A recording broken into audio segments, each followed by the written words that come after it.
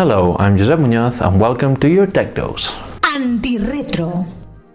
Today I'm gonna talk about a technology that we are using in our day-to-day basis and now we can't think to live without it. Something that it had made even our payments easier. And I'm talking about the NFC.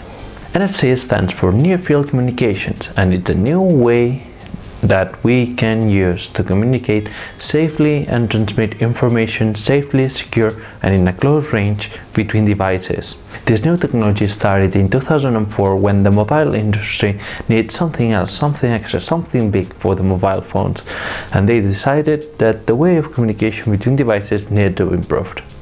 So in 2004 they created the NFC Forum, which it was basically to create this new technology. Despite their creation in 2004, it wasn't until 2006 that they put the first set of specifications into the place and put the first device in the market, the Nokia 6131. This device, it was really popular on the conference expos venues. They had their IDs with the information built in, and with that smartphone they could just tap into the IDs and get the extra information in text. Getting rid of business cards, extra papers, extra forms, everything was going to be simplified in an online file that they could use later on to get that information and make more beautiful marketing campaigns, saving a little bit of space and money. The technology evolved, and around 2010 they started to try to send pictures, videos, figure files. At the end they even transfer full applications from one smartphone to the other. And then in 2011 it was released the Samsung Nexus S, the first smartphone to have that technology built in and being able to share content from one device to the other. Also, the card payments like the credit and debit cards experienced a boom. In 2012, due to the London Olympics, Visa released the contactless payment, and the frenzy of the worldwide contactless payment started really loud. That made also that the companies decided to make something extra. For example, Apple and Google, they said, hey, why you don't bring these payments instead of on a contactless card, on a contactless smartphone? So then in 2014, Apple released the Apple Pay, and then in 2015, Android released Android Pay. Both platforms are in a global rollout. They are steadily releasing different countries in a row. At the moment in the UK we can enjoy Android Pay and Apple Pay. In other countries maybe it's not the case, but don't worry, everything will arrive. There's 3 steps for this technology. The reader or writer that builds information inside the NFC chips, or also it reads information. In this case the reader, basically it's going to read information, the writer, it's going to write information in the other chips. Also there's active devices. In this case we can speak about the active device for excellence as smartphone.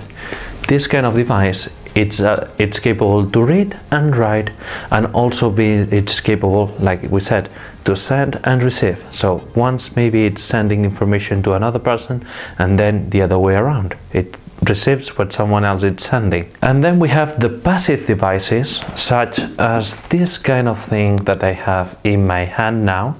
This kind of tag, it's NFC built, and you will think, well, it's something that it makes the kitchen extra bulky. Yeah, but also it could be the key to access to your building or the garage or somewhere that you have authorization only. Also, you can use a card like this, the Oyster card.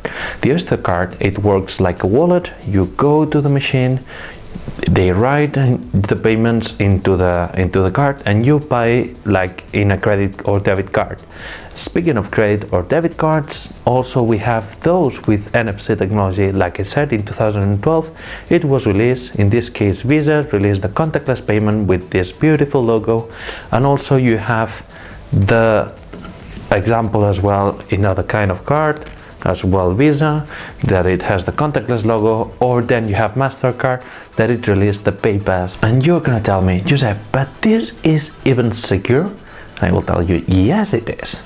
Okay, in the case of the most simple thing, the tag, this kind of thing, it should have a basic encryption in order to protect information, because otherwise anyone could copy this, paste it, and that's it, be able to access with your own key. So that's important to keep it safe with your keys and not give it to anyone. In the case of the credit or debit cards, this information is stored in the same encryption system, so with the same protection of your regular bank payments on the strip or on the chip. Speaking of cards, you have your Oyster card. In this card you have the same situation as before. It should be protected, but also it could be written from third parties. And on the smartphones as well, you have the option to turn on or turn off this kind of system, and also it's encrypted. And in the case that you are using Android Pay or Apple Pay, you can use protection in order to make those devices safe. We are protected and covered.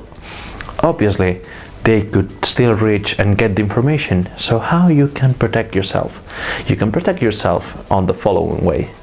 You can buy an NFC blocker wallet or an NFC blocker pouch to put your card in, so that card it's not going to be accessible. And that's the end of today's episode.